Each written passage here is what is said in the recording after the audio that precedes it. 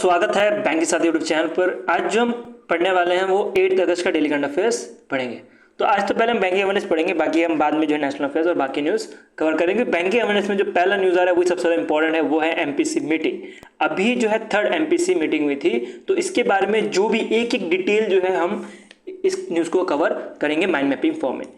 तो बढ़ते हैं आगे। तो इसमें आ रहा है कि आरबीआई मॉनेटरी पॉलिसी मीटिंग ने रिलीज किया है 3rd by monthly monetary policy for financial year 2025-26, मतलब 2026 के लिए जो है ये जो है रिलीज किया गया है, पॉलिसी जो है रिलीज किया गया है। और ये अभी 56 एमपीसी मीटिंग था, इसके अंतर्गत किया गया।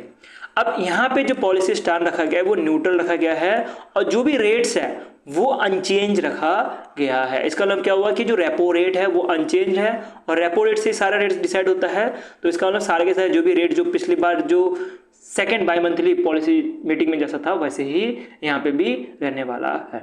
यहाँ पे एक वर्ड देख सकते हैं, न्यूट्रल। अब पॉलिसी स्टैंड जो है वो न्यूट्रल है, इसके मतलब समझते हैं।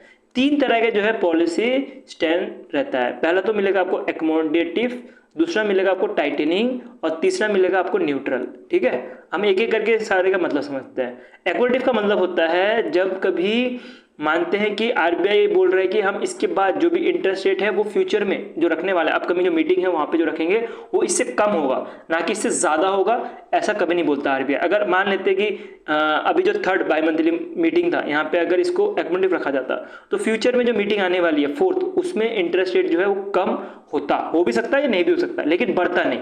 तो वो अगर रखा जाता है, एकोमोडेटिव रखा जाता है, तो उसका मतलब ये होता है। ठीक है, अगर बात करें टाइटनिंग का मतलब होता है कि फ्यूचर में जो एमपीसी मीटिंग होगी या तो फ्यूचर में मीटिंग या तो कुछ भी चीज़ें हैं उसमें जो है इंटरेस्ट रेट बढ़ेगा, इसका मतलब ये रहता है। ठीक है, अगर न्यूट्रल रखा गया है तो इसका मतलब क्या हुआ है कि न्यूट्रल भी रखा जा सकता है और बढ़ाया भी जा सकता है इंटरेस्ट रेट, और कम भी किया जा सकता है। अब एमपीसी मीटिंग कराई क्यों जाती है? एमपीसी मीटिंग आरबीआई के द्वारा कराई क्यों जाती है? एमपीसी मीटिंग का बहुत सारे काम होते हैं हमारे इकोनॉमिक ग्रोथ के लिए, इन्फ्लेशन कंट्रोल करने के लिए, तो ये सारी चीज़ों में की जाती है। लेकिन पिछली बार के बारे में बात करें तो पिछली बार भी न्यूट्रल रखा गया था, और उससे पिछली बार जो है एकोमोडेटिव रखा गया था। तो पिछली बार न्यूट्रल रखा गया था और अभी भी जो है न्यूट्रल में ही कंटिन्यू किया गया है। कारण क्या है कि आरबीआई बोल रहा है कि और ज़्यादा टाइम दिया जाए कि जो भी लैंडिंग रेट्स है वो पहुंच पाए लोगों तक। मतलब क्या हुआ, न्यूट्रल रखा गया था, और रेपो रेट देखोगे तो पिछली बार 5.5% था, जो कि बहुत ज़्यादा कम कर दिया गया था, जिसकी वजह से जो लैंड करने का जो पावर है बैंक के पास, लैंडिंग का पावर है वो ज़्यादा से ज़्यादा रहेगा। और वो जो लैंडिंग का पावर ज़्यादा रहेगा तो इसका मतलब क्या होगा, जो कस्टमर रहेगा उसको सस्ता पड़ेगा लोन, इंटरेस्ट जो है कम देना पड़ेगा। ठीक है, तो पैसा जो है ज़्यादा से ज़्यादा बैंक से जो है मार्केट में जाएगा। तो इसी की वजह से जो है बोला गया कि जो रेट है अभी के टाइम पे अनचेंज रखा गया है, और जो पॉलिसी स्टैंड है वो भी न्यूट्रल है। अगर बात करें रेट्स के बारे में तो आपको रेपो रेट जो मिलेगा वो पिछले बार भी 5.50% था, और इस बार भी इतना ही रखा गया है। और रेपो रेट पे सारे के सारे परसेंटेज डिपेंड होता है, इसमें बस आपको ±0.25% कर देना है। अगर बात करें 5.50% में अगर हमने +0.25% कर दिया तो आपको मिलेगा एमएसएफ। देख सकते हो एमएसएफ कितना हो गया हमारे पास, 5.5% हो गया। उसके साथ ही आपको बैंक रेट भी यही से मिल जाता है। ठीक है, अगर बात करें सेम चीज़ अगर हम इसको माइनस कर देते हैं 0.25% से, तो आपको मिल जाएगा SDF, मतलब क्या हुआ, स्टैंडिंग डिपॉजिट फैसिलिटी, जो कि मिलेगा आपको 5.25%। और बात करें रिवर्स रेपो रेट वो 3.35% है। CRR जो है 3% में रखा गया, पिछली बार जो है 4% में रखा गया था, और अभी 3% पे रखा गया। और SLR जो है बहुत टाइम से तो 18% पे ही है। अब हम एक एक करके सारा सा डिस्कस करते हैं, क्या ये टर्म है, एक एक करके डिस्कस करते हैं। ठीक है, तो रेपो रेट के बारे में बात करें तो रेपो रेट का मतलब क्या होता है कि आरबीआई जब बैंक को लैंड करता है, बैंक को जब एज अ पैसा देता है लोन के तौर पे, तो उसको बोला जाता है रेपो रेट। तो आरबीआई इंटरेस्ट रेट 5.5% रखा गया, तो बैंक को अगर पैसे की नीड होगी तो आरबीआई से 5.5% में ले सकता है। लेकिन उसके बदले एक हाथ से कुछ दोगे तो एक हाथ से कुछ लेना भी, एक हाथ से कुछ लोगे तो एक हाथ से कुछ देना ही पड़ेगा। तो बैंक को इसके बदले जो है गवर्नमेंट सिक्योरिटीज देनी पड़ेंगी, जीसैक देना पड़ेगा। अगर बात करें रिवर्स रेपो रेट, जैसे सेम नाम है वैसे काम है। इसमें आरबीआई जो है बैंक से पैसे लेता है, और इसके बदले आरबीआई जो इंटरेस्ट रेट देगा वो 3.35% देगा। अब ये क्यों की जाती है? अगर बात करें पैसे की अगर नीड हो बैंक को, तो उस केस में रेपो रेट को कम रखा जाता है, और आरबीआई जो है बैंक को ज़्यादा से ज़्यादा पैसा देता है। अगर बैंक के पास ऑलरेडी बहुत सारा पैसा पड़ा हुआ है, ठीक है, एक्सक्लूसिव कैश है मार्केट में, तो उस केस में मार्केट से वापस से खींचने के लिए जो है जो रिवर्स रेपो रेट है उसका यूज़ किया जाता है। ठीक है, तो उसके लिए जो है बैंक अपना जो भी पैसा है वो आरबीआई को देगा, उसके बदले बैंक को 3.35% का जो है इंटरेस्ट रेट भी मिलेगा। अगर बात करें एसडीएफ की, मतलब क्या हुआ, स्टैंडिंग डिपॉजिट फैसिलिटी के बारे में, तो इसका मतलब क्या हुआ, ये भी एक तरह से मान सकते हो आरबीआई जो है बैंक को ही लोन देता है, ठीक है, बैंक को ही लोन देता है, लेकिन ये एक तरह से शॉर्ट टर्म रहता है, ठीक है, शॉर्ट टर्म के लिए रहता है, और इसमें जो है कोलैटरल देने की ज़रूरत पड़ती है। दूसरा बात करें MSF मतलब मार्जिनल स्टैंडिंग फैसिलिटी, इसके बारे में बात करें तो ये एक तरह का इमरजेंसी फंड होता है। बैंक को जब इमरजेंसी हो, ओवरनाइट एक दिन के लिए पैसा चाहिए होगा, एक चीज़ मैं भूल के बताने की, रेपो रेट जो है ये शॉर्ट टर्म के लिए होता है, ठीक है, ओवरनाइट, SDF भी शॉर्ट टर्म के लिए होता है, मार्जिनल भी शॉर्ट टर्म के लिए होता है, बैंक रेट जो है वो लॉन्ग टर्म के लिए लिया जाता है, ठीक है, तो ये चीज़ ध्यान देना। तो अगर बात करें MSF की, तो MSF रेट जो है 5.75% रखा गया है, और ये ज़्यादा रखने का कारण ये है कि ये इमरजेंसी के टाइम ही जो है बैंक आरबीआई से लैंड कर सकता है, ऐसा नहीं है कि बैंक का इमरजेंसी नहीं है तब भी लैंड करे, तो इसलिए जो है इसका रेट ऑफ इंटरेस्ट ज़्यादा भी रखा गया है। इसके अंतर्गत जो है एक चीज़ ध्यान देना कि MSF के अंतर्गत जो है कोलैटरल देने की ज़रूरत पड़ती है, ठीक है। उसके बाद चले बैंक रेट के ऊपर, तो बैंक रेट में आपको मैंने ऑलरेडी बताया कि लॉन्ग टर्म अगर लोन अगर चाहिए होता है तो बैंक रेट यूज़ किया जाता है, और इसमें इंटरेस्ट रेट जो है 5.75% लगता है, और इसमें जो है कोई कोलैटरल देने की जरूरत नहीं पड़ती, विदाउट कोलैटरल, ठीक है। और ये कोलैटरल की मैं बात कर रहा हूँ, ये जीसेक की बात कर रहा हूँ, गवर्नमेंट सिक्योरिटीज की बात कर रहा हूँ, ठीक, कोई भी गवर्नमेंट सिक्योरिटी देने की जरूरत नहीं पड़ती बैंक रेट्स पे। अगर सीआरआर के बारे में बात करें तो सीआरआर क्या रहता है कि बैंक कितना पैसा जो है आरबीआई के पास रखेगा, आरबीआई के पास 3% रखेगा NDTL का, मतलब क्या हुआ, नेट डिमांड टाइम लायबिलिटी, कितना जो है पैसा एज अ डिमांड या तो टाइम लायबिलिटी की तरफ से दिया जा रहा हो बैंक की तरफ से, उसका 3% जो है ऐसा सीआरआर आरबीआई के पास रखना पड़ता है।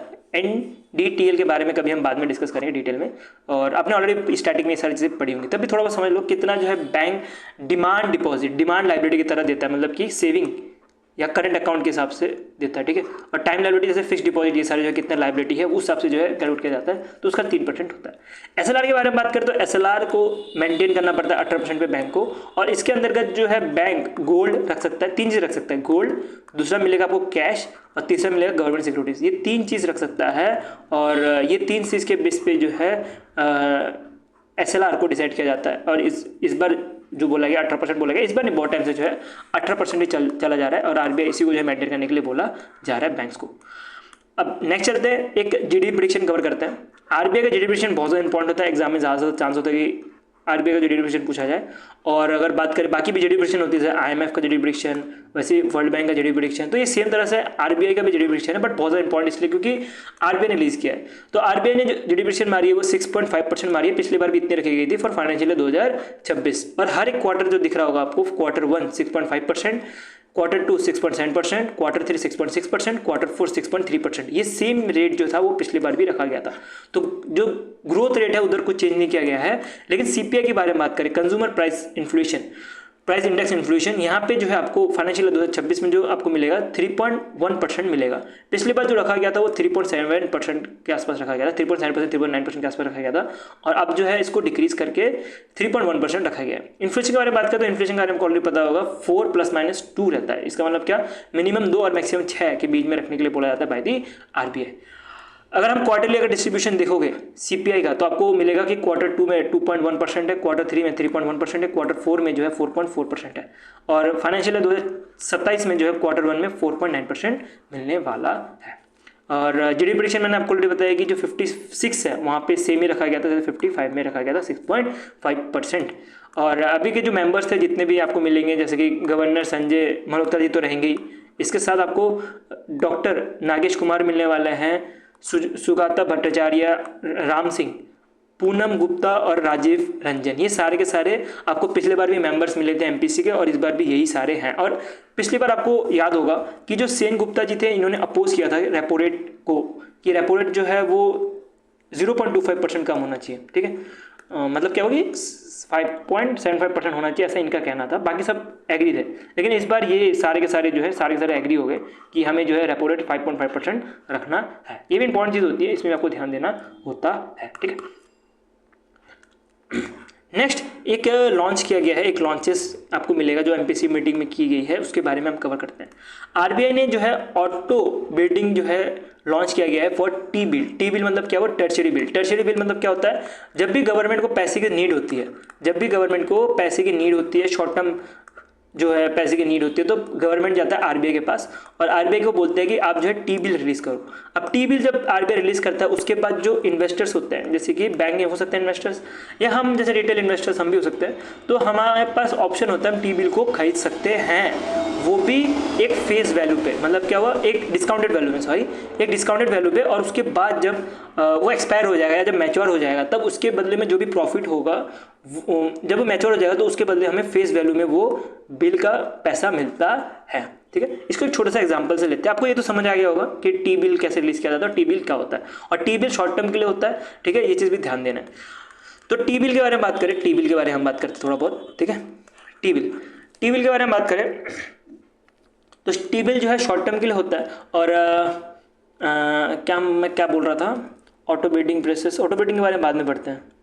मैं कहाँ पे था, टी बिल पर्सन अगर, हाँ अगर आप इन्वेस्टर्स हैं, ठीक है, आप अगर इन्वेस्ट करना चाहते हो, आप रिटेल इन्वेस्टर हो, तो आपको अगर इन्वेस्ट करना है तो आपको टी बिल जो है मान लेते हैं कि 100 रुपये करके जो है फेस वैल्यू रिलीज किया गया है और आपको जो है अभी के टाइम पे डिस्काउंट में 92 रुपीज़ करके मिला है। ठीक है, तो 92 रुपीज़ करके मिला है, 100 रुपये का जो है मान सकते हो कि डिस्काउंटेड फेस वैल्यू है और डिस्काउंटेड प्राइस में आपको 98 करके रुपये मिला है। और जब मैच्योरिटी हो जाएगी, मान लेते हैं कि 2 साल के बाद मैच्योरिटी हो जाएगी, तो आपको 100 रुपये करके मिलेगा जब आप टी बिल वापस लौटाओगे आरबीआई को। तो देख सकते हो आपको सीधा सीधा 2 रुपये का प्रॉफिट हो गया। अब इसी चीज़ को 100 करोड़ ले लो तो 98 करोड़ हो जाएगा, 2 करोड़ रुपये का प्रॉफिट हो जाएगा। तो ये पूरा का सिस्टम होता है टी बिल का। तो टी बिल में जो है अभी ऑटो बिडिंग प्रोसेस चालू कर दी गई है बाय दी आरबीआई, और इसके बारे में जो अभी 3rd बायमंथली एमपीसी मीटिंग थी वहाँ पर बताया गया था। तो अब ये ऑटो बिडिंग फैसिलिटी के अंतर्गत क्या होगा, अब मान लेते हैं कोई पर्सन है जिसने 10,000 रुपये जो है एज अ इन्वेस्ट करने का सोचा टी बिल में, और उसने सेट करके रखा कि अगर 10,000 रुपये में अगर कोई भी अगर टी बिल मिलता है तो वो खरीद लेने के लिए। तो जैसे ही अगर बात करें कि आरबीआई ने जब रिलीज़ किया टी बिल, तो उसका जो डिस्काउंटेड रेट आया, मान लेते वो 9,800 रुपये आया, तो वो जो है सीधा का सीधा वो बंदे के नाम पे खरीदा चला जाएगा। ठीक है, उसको मैनुअली जो है अब इन्वेस्ट करने की जरूरत नहीं, वो सीधा खरीदा जाएगा। और उसके बाद जब 2 साल 3 साल जो भी मैच्योरिटी पीरियड है, ऐसे टी बिल का तो इतना लंबा होता भी नहीं है, सॉरी मैं भूल गया था, टी बिल का जो है डेज में होता है। ठीक है, हम आगे कवर करेंगे कितने डेज होते हैं, और अगर 2-3 साल तो होता ही नहीं है, टी बिल को शॉर्ट टर्म के लिए होता है। तो टी बिल के बारे में बात करें, जैसे मैच्योरिटी होगी तो उसके इसमें जो फेस वैल्यू है 10,000 रुपये, तो वो मिलेगा। मतलब यहाँ पे भी आप देख सकते हो 200 रुपये का यहाँ पे फ़ायदा हो गया। तो ये जो है पूरा का पूरा ऑटोमेटिक सिस्टम जो है कंट्रोल की जाएंगी बाय NACH पेमेंट्स मोड के द्वारा। ठीक है, तो इसके बारे में, इसको मैं आपको फुल फॉर्म प्रोवाइड कर दूंगा PDF में। ठीक है, तो जो भी पुराने स्टूडेंट है उनको तो पता होगा, जो नए स्टूडेंट्स हैं उनको ये मोड का पेमेंट के बारे में नहीं पता हो, तो मुझे PDF में जरूर ऐड करना चाहिए था, तो मैं आपको ये PDF में ऐड करके दे दूंगा। ठीक, नेक्स्ट चलते हैं, नेक्स्ट आ रहा है, यहीं पे मीटिंग में ही जो एमपीसी मीटिंग हुआ था, यहीं पे 3 तरह के स्कीम भी लॉन्च किए गए हैं। हम वो सारे स्कीम्स एक एक करके कवर करते हैं।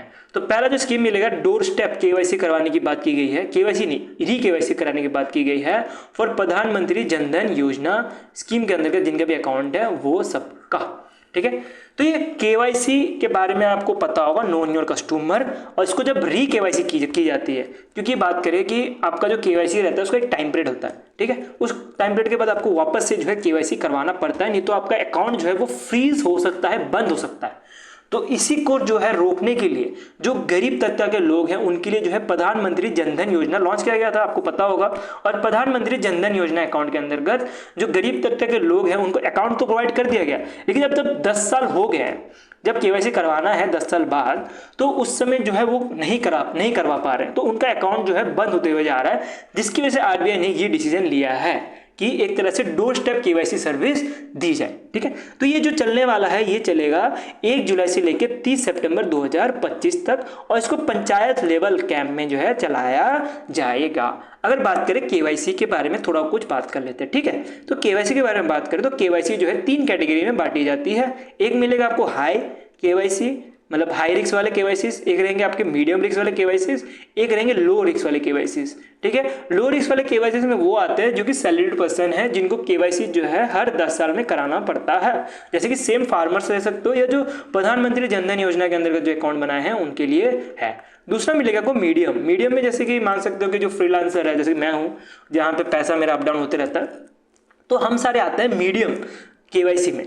तो हमें जो है केवाईसी करानी पड़ती है हर 8 साल में। मैपी ऑफिस को जो है हर 8 साल में केवाईसी करवानी पड़ती है। कुछ होते हैं हाई लेवल वाले केवाईसी रिस्क वाले, जो कि 2 साल में, हर 2 साल में करवाना पड़ता है। ये कौन होते हैं? ये मान सकते हो कोई फॉरेन इन्वेस्टर है या तो फॉरेनर है कोई, जो कि मार्केट में पैसा लगा रहा है हमारे इंडिया में, उसको हर 2 साल में केवाईसी करानी पड़ती है। तो ये मैंने आपको केवाईसी का बता दिया। और प्रधानमंत्री जनधन योजना के अंतर्गत हर 10 साल में जो है केवाईसी करानी पड़ेगी फार्मर्स को। तो वो केवाईसी जो है करवाने के लिए 2 स्टेप फैसिलिटी देने की बात की गई है बाय दी आरबीआई, ठीक है। और 2 स्टेप फैसिलिटी के साथ, केवाईसी के साथ जो है बोला गया कि माइक्रो इंश्योरेंस भी प्रोवाइड किया जाएगा, उसके बाद पेंशन स्कीम्स भी प्रोवाइड की जाएंगी। अब माइक्रो इंश्योरेंस का मतलब क्या हुआ? सस्ते में इंश्योरेंस प्रोवाइड की जाएंगी, मतलब 100 रुपये 200 रुपये पर साल करके जो है प्रोवाइड की जाती है। और शॉर्ट टर्म के लिए होता है, लॉन्ग टर्म के लिए इंश्योरेंस नहीं होता। इसके अंतर्गत हेल्थ इंश्योरेंस, लाइफ इंश्योरेंस सब कुछ आता है। इसका एक छोटा सा एग्जाम्पल ले सकते हो, प्रधानमंत्री जीवन ज्योति बीमा योजना, ये भी एक एग्जाम्पल है माइक्रो इंश्योरेंस का ही। उसके साथ प्रधानमंत्री आपको मिलेगा सुरक्षा बीमा योजना, ये भी आपको मिलेगा, ठीक है। और अटल पेंशन स्कीम के अंतर्गत जो है पेंशन जो स्कीम बताई जा रही है वो अटल पेंशन स्कीम के बारे में बताई जा रही है। और ये सारे स्कीम्स जो भी रह गए, इनका भी जो है री केवाईसी जो है इसी जो कैंप या तो इसी डेट के बीच में ही होने वाला है। इसके साथ अगर किसी बंदे को अगर प्रॉब्लम है तो वो जो है online on the spot grievances भी फाइल कर सकता है। जो ऑफिसेस जाएंगे या जो भी पर्सन जाएंगे री केवाईसी करवाने के लिए, उनको अगर कोई पर्सन है, उनको प्रॉब्लम है बैंक से या तो केवाईसी कराने में, तो वो जो है ग्रीवेंसेस भी फाइल कर सकते हैं। नेक्स्ट चलते हैं। नेक्स्ट आ रहा है सिंप्लीफाइड क्लेम फॉर, जो कस्टमर जो डाई हो जाता है या एक्सपायर हो जाता है, उनको सिंप्लीफाई करने के लिए कुछ स्टेप लिए गए हैं या कुछ नए फ्रेमवर्क रिलीज करने के लिए बात की गई है आरबीआई के द्वारा। जैसे कि मान सकते हैं कि बैंक डिपॉजिट, अगर मान लेते हैं, एक एग्जांपल लेते हैं, कोई पर्सन है वो डाई हो गया, उसका जो वाइफ है उसको बहुत सारे जो है दिक्कत का सामना करना पड़ता है, ठीक है। जैसे कि केवाईसी करवाना, फिर बैंक से पैसे निकालना, ठीक है। तो ये सारी चीजें प्रॉब्लम करती है। तो इसी के लिए जो एक नया फ्रेमवर्क रिलीज करने के लिए बोला गया बाय दी आरबीआई, ठीक है। सबसे ज्यादा प्रॉब्लम तो बैंक डिपॉजिट, बैंक विड्रॉ ये सारी रहती है, लॉकर कंसर्न, उसके साथ सेफ कस्टडी आइटम। तो ये सारा जो दिक्कत होती है वो सब कुछ नया फ्रेमवर्क के अंतर्गत सॉल्व किया जाएगा, ठीक है। तो ये सारा कुछ जो है सॉल्व किया जाएगा बैंकिंग रेगुलेटरी एक्ट 1949 के अंतर्गत, क्योंकि बैंकिंग रेगुलेशन एक्ट 1949 के अंतर्गत ये सारी चीजें लिखी गई है। तो यहीं पे जो है कुछ चेंजेस किए जाएंगे, फ्रेमवर्क में कुछ चेंजेस किए जाएंगे, ऐसा कुछ कहना है आरबीआई का। उसके बाद मैं आपको बता रहा था टी बिल के बारे में, आपको बताऊंगा कितने कितने डेज के लिए रहता है टी बिल। आप देख सकते हो कि 14 दिन के लिए रहता है टी बिल, 91 डेज के लिए रहता है, 182 डेज मतलब 6 महीने, और 364 मतलब 1 साल के लिए भी रहता है टी बिल की मैच्योरिटी। तो टी बिल में जो है ऑटो बीटिंग के साथ जो है टी बिल में एसआईपीज भी चालू कर दिए गए हैं। मतलब क्या हुआ, सिस्टमेटिक इन्वेस्टमेंट प्लान। अब एसआईपीज के बारे में आपको ऑलरेडी पता होगा कि एक बार में पैसा ना देकर जो है टुकड़ों टुकड़ों में पैसा दे। अब टी बिल जो है मान लेते 10,000 रुपये का है, तो आपने सोचा कि मैं जो है एसआईपी में जो है पैसा पे करूंगा, तो आप एसआईपी में भी पे कर सकते हो। जो भी उसका डिस्काउंटेड वैल्यू में जो टी बिल रहेगा वो आप मान सकते हो 500 रुपये करके पे करते हुए जा रहे हो। तो ये जो है फैसिलिटी जो है आरबीआई के द्वारा दी गई है by using RBI retail direct के द्वारा, ठीक है।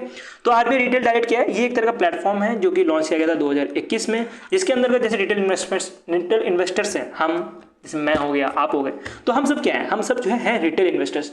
तो हमें पैसे इन्वेस्ट करने के लिए जो है आरबीआई रिटेल डायरेक्ट में जाके गवर्नमेंट सिक्योरिटीज, टी बिल, ये सब में जो है इन्वेस्ट कर सकते हैं। ऐसा सेम चीज अगर बैंक करती है तो उसको बोला जाता है इक्विटी प्लेटफॉर्म, ये भी ध्यान देना, ठीक है। तो उसको बोला जाता है इक्विटी प्लेटफॉर्म। 1 मिनट देना, ठीक है मेरे को। हाँ बा दे गोट थसो दे, मैं क्या काम কৰিছিলো।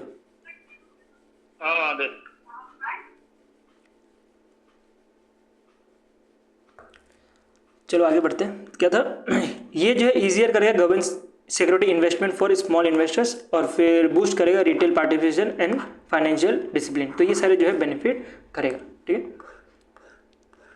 अब कुछ लॉन्चेस के ऊपर पढ़ते हैं, ठीक है। तो हम थोड़ा नेशनल की तरफ चले गए, और थोड़ा नेशनल थोड़ा बैंकिंग, दोनों मिक्स होने वाला है। तो मोस्टली बैंकिंग है, तो बैंकिंग के अंदर समझ लो इसको कि पहला जो लॉन्चेस मिलेगा आपको एक्सिस बैंक की तरफ से आ रहा है। तो एक्सिस बैंक ने जो है लॉक एफडी फीचर लॉन्च किया गया है।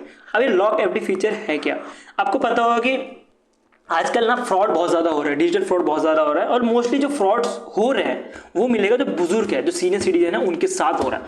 तो उनको रोकने के लिए, उनका जो एफडी है उनको रोकने के लिए कि उनका एफडी जो लॉक हो जाए, और उनका जो एफडी जो ऑनलाइन जो क्लोजिंग करने की कोशिश की जाती है बाय यूजिंग स्कैम, फ़ोन के थ्रू या कोई भी अदर चीज़ों के थ्रू, तो वो चीज़ ना हो। तो इसी की वजह से जो है ये फीचर लॉन्च किया गया है बाय एक्सिस बैंक। अगर एक बार इसको लॉक कर दिया तो इसको खोलने का कोई ऑप्शन नहीं है, ऑनलाइन नहीं खोला जा सकता।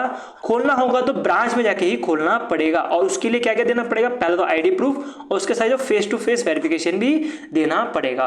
और इसकी वजह से ये क्या हो गया, ये जो है सिक्योर हो गया। एक तो आईडी प्रूफ देना पड़ेगा, ऊपर से फेस टू फेस वेरिफिकेशन की वजह से जो भी एफडी स्कीम है, जो भी एफडी में जो पैसे रखे होंगे सीनियर सिटीजन, उनका जो है पैसा बचा रहेगा। ठीक है, और इसके लिए एक्टिवेट करने के लिए ऑप्शन 2 है, या तो एक्सिस बैंक में विजिट कर लो ब्रांच में, या तो एक्सिस बैंक का जो मोबाइल ऐप है उसके थ्रू भी किया जा सकता है। नेक्स्ट चलते हैं, नेक्स्ट लॉन्चेस के ऊपर बढ़ते हैं। बैंक ऑफ बड़ौदा ने लॉन्च किया है Bob FX1 for MSME customer के लिए। अब ये क्या है, ये जो दिख रहा है आपको, ये फॉरेक्स को हेल्प करेगा। MSME या तो जो कॉर्पोरेट्स हैं, उन कॉर्पोरेट कस्टमर्स हैं, उनको डिजिटल फॉरेक्स प्लेटफॉर्म देने के लिए ये बैंक ऑफ बड़ौदा की तरफ से लॉन्च किया गया है। सिंपल सा यूज है, इतना डीप में जाने की जरूरत इधर है नहीं। नेक्स्ट चलते हैं, IDFC फर्स्ट बैंक ने लॉन्च किया है रेमिटेंट फर्स्ट टू इंडिया। ये क्या है, जैसे नाम से पता लग रहा है कि रेमिटेंस करने की बात चल रही है, रेमिटेंस करने की बात चल रही है। इसमें दोनों को दोनों रेमिटेंस इंक्लूड है, इनवर्ड रेमिटेंस और आउटवर्ड रेमिटेंस। इनवर्ड रेमिटेंस जब पैसा हमारे इंडिया में वापस आए बाहर देश से कोई पैसा कमाता है, उसके साथ जब इंडिया में भेजता है तो उसको रेमिटेंस बोला जाता है। और अगर इंडिया में भेज रहा होगा तो उसको इनवर्ड रेमिटेंस, और जब इंडिया से बाहर जा रहा होगा तो उस केस में उसको आउटवर्ड रेमिटेंस बोला जाता है। तो इनवर्ड और आउटवर्ड दोनों रेमिटेंस जो है प्रोवाइड करने के लिए IDFC फर्स्ट बैंक ने जो है लॉन्च किया है रेमिट फर्स्ट टू इंडिया। ये IDFC बैंक ने जो है सिंगएक्स के साथ पार्टनर करके किया है। सिंगएक्स के बारे में बात करें तो सिंगएक्स एक तरह से लाइसेंस जो है रेमिटेंस जो है कंपनी है, और ये कंपनी नहीं, रेगुलर रेमिटेंस जो है मान सकते हो कि एक तरह से कंपनी टाइप ही मान सकते हो। ठीक है, कंपनी या बैंक टाइप कुछ होगी तो वो मान सकते हो। तो ये जो है मॉनेटरी अथॉरिटी ऑफ सिंगापुर से जो है लाइसेंस्ड है। इनके साथ पार्टनर करके IDFC बैंक ने जो है ये रेमिटेंस फर्स्ट टू इंडिया जो है लॉन्च किया है, जिसके अंतर्गत जो भी NRIs है, इंडिया के जो NRIs रहेंगे, उनको अगर पैसे भेजने पड़ेंगे हमारे इंडिया में तो वो फास्ट, सिक्योर और नो फी के द्वारा भेज सकते हैं। अभी के टाइम पे इसको सिंगापुर और फिर हांगकॉन्ग में भी जो है फर्दर एक्सपेंशन इसकी होने वाली है। ठीक है, तो मोस्टली बाहर देश से जो पैसा भेजना चाहता है वो इसके द्वारा भेजा जा सकता है, और IDFC बैंक ने जो ये फैसिलिटी दी गई है। नेक्स्ट चलते हैं, नेक्स्ट आ रहा है international crops research institute and semi arid tropics. इन्होंने लॉन्च किया है AI powered climate advisory for farmers.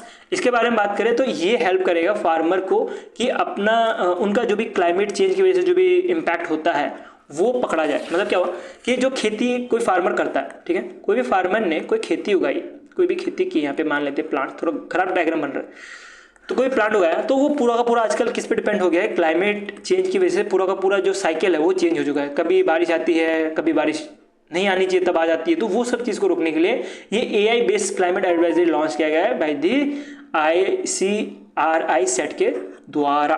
ठीक है, तो ये एक तरह का AI पावर्ड रहने वाला है, जिसके अंतर्गत जो भी फार्मर्स हैं उनको बताया जाएगा कब जो है जो भी अनाज है उसको शोइंग करनी है, ये सारी चीज़ें बताई जाएंगी। कब आपको पेस्टिसाइड डालना है, कब इरिगेशन करनी है, तो ये सारी चीज़ें जो हैं इसके अंतर्गत बताई जाएंगी। ठीक है, और इसके अंतर्गत ध्यान देना कि लीड कौन कर रहा है, उसके बाद टेक सपोर्ट कौन कौन दे रहा है, IMD मतलब इंडियन मैथमेटिक्स डिपार्टमेंट, उसके बाद IIT रोपर इंपॉर्टेंट है, जिसमें आपको सेंटर ऑफ एक्सीलेंस भी मिलेंगे एग्रीकल्चर का, तो ये आपको याद रखना है, IIT रोपर ये इंपॉर्टेंट है, और बाकी भी इंपॉर्टेंट है बट ये दोनों नाम ज़्यादा इंपॉर्टेंट है, IMD और IIT रोपर। लीड कौन कर रहा है ये याद रखना, ICRI सेट जो है लीड कर रहा है। ठीक है, ये रिलीज कर रहा है और ये लीड कर रहा है।